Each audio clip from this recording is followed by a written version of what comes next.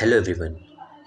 my name is Prithvi Singh Nangwal and today we are going to discuss the topic excess demand and deficient demand. So what is excess demand? Excess demand refers to the situation or in the economy in which aggregate demand is more than aggregate supply corresponding to the full employment equilibrium level of an economy.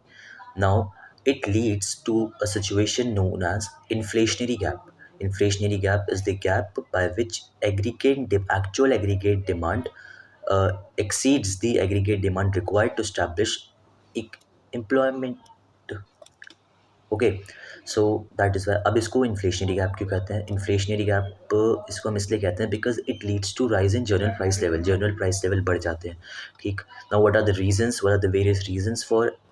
The excess demand first is increase in government expenditure government सरकार का जो खर्चा है जब सरकार अपना खर्चा बढ़ा देती है in various activities like infrastructure build करने में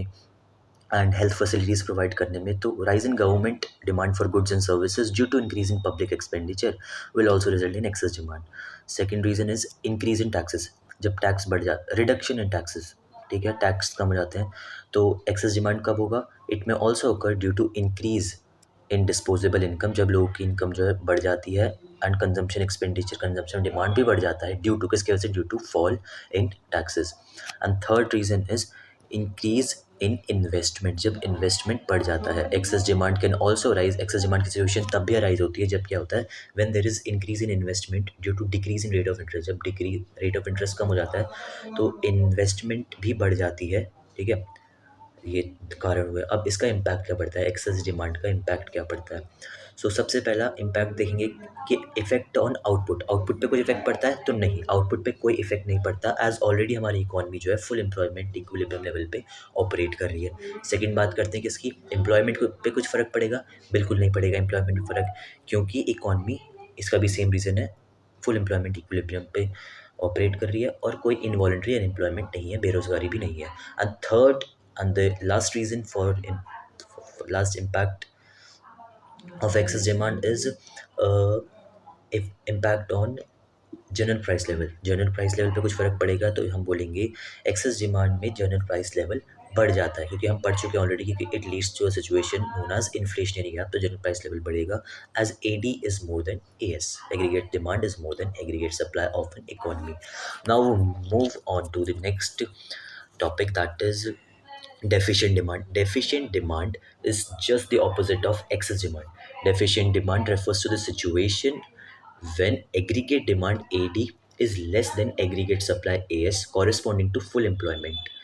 level of output in the economy. ठीक है जैसे कि हमने पढ़ा था कि एक्सेस डिमांड में सिचुएशन अराइज होती है इन्फ्लेशनरी गैप की उसी तरीके से डेफिशिएंट डिमांड में जो सिचुएशन होती है वो होती है हमारी deflationary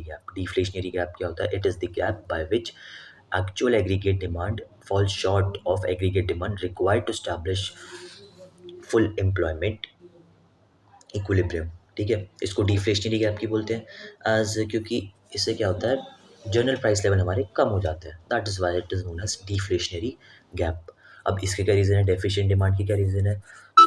first reason for deficient demand is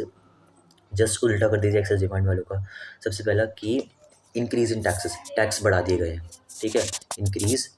increase in taxes government ने टैक्स बढ़ा दिए हैं एडी जो है हमारा एग्रीगेट डिमांड कम होगा due to imposition of higher taxes ठीक है दो लोगों की डिस्पोजेबल इनकम जो क्या कहते हैं कम होगी एज अ रिजल्ट इकॉनमी जो है सफ़र करेगी from deficient demand next reason for this is fall in investment expenditure भी कम हो जाएगा बिकॉज जैसे ही इन्वेस्टमेंट एक्सपेंडिचर कम होगा और डेफिशिएंट डिमांड कम होगी क्योंकि रेट ऑफ इंटरेस्ट जो है वो ज़्यादा हो जाएगा या फिर एक्सपेक्टेड रिटर्न्स जो है उससे जो जनरेट होने वाले रिटर्न्स है उस पर जो रिटर्न ऑन इन्वेस्टमेंट आरओआई है वो हमें कम होगा तो उस हिसाब से इकॉनमी में डेफिशिएंट डिमांड होगी and third reason for deficient demand is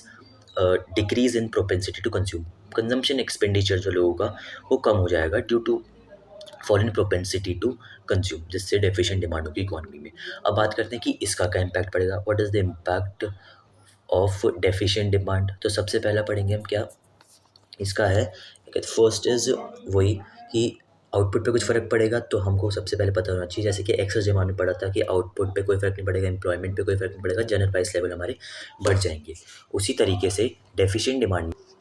तो इसी तरीके से क्या कहते हैं, डेफिशिएंट डिमांड में आउटपुट जो है हमारा कम होगा, प्लान्ड आउटपुट फॉल होगा। इसका रीज़न क्या है? रीज़न ये है क्योंकि ड्यू टू अब एग्रीगेट डिमांड कम है, डेफिशिएंट डिमांड है, डिमांड कम है, तो प्रोडक्शन कम होगा, जो तो इन्वेंट्री स्टॉक है वो बढ़ जाएगा, फर्दर प्रोडक्शन की ज़रूरत नहीं है, तो प्लान्ड आउटपुट हमारा क्या कहते हैं, गिर जाएगा, कम हो जाएगा। सेकंड रीज़न, एम्प्लॉयमेंट की बात करते हैं कि एम्प्लॉयमेंट पे इसका क्या फ़र्क पड़ेगा। तो एम्प्लॉयमेंट पे इसका फ़र्क ये पड़ेगा कि अनएम्प्लॉयमेंट बढ़ जाएगा, क्योंकि हमारा प्लान्ड आउटपुट है वो कम हो गया, प्रोडक्शन कम हो रहा है तो लोगों की ज़रूरत नहीं है हमें। सही बात है ना? फर्म्स को लोगों की ज़रूरत नहीं है, तो दैट इज़ व्हाई एम्प्लॉयमेंट भी कम होगा। और जनरल प्राइस लेवल, तीसरी बात करते हैं, जनरल प्राइस लेवल पे क्या फ़र्क पड़ेगा?